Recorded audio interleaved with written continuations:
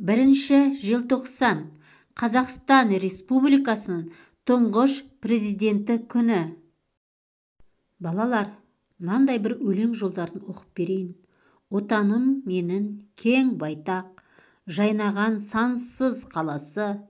Ел отан біздің кең байтақ, отанның біздер баласы.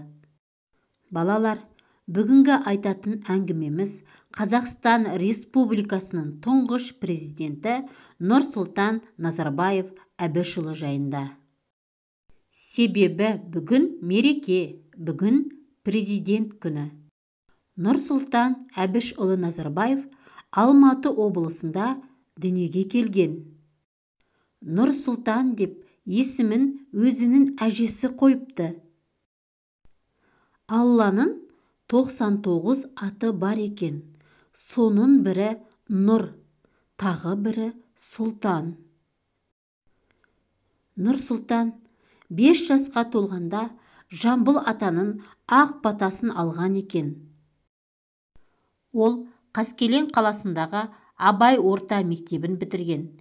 Мектепте озат, үлгілі оқушы болыпты. 1991 жылы 1 желтоқсанда біздің отанымыздың тұңғыш президенті болып сайланды.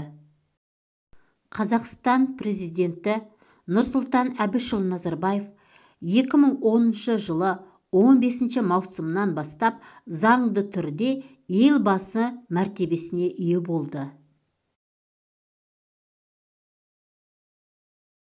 Ол осы жетістігіне өзінің табандылығы мен еңбекқорлығының арқасында жетті.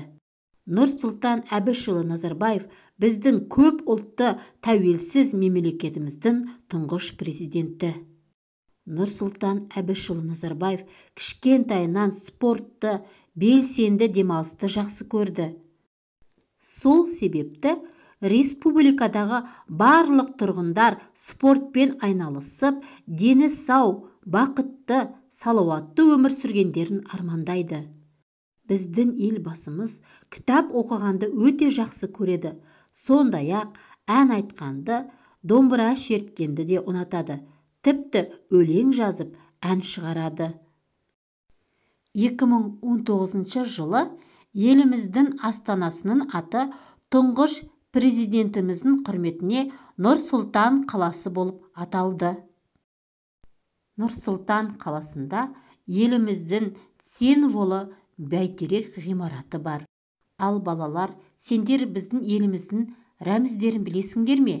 Олар ту, елтаңба және әнұран.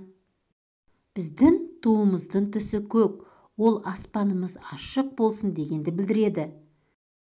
Күннің бейнесін қараңдаршы, күннің сәулелері біздің еліміздің ұлттар саны.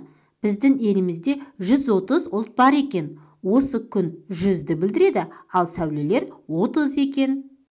Балалар, бүгінгі әңгімеміз кім туралы? Нұрсұлтан Әбішұлы Назарбаев туралы. Біздің елдің тұңғыш президенті.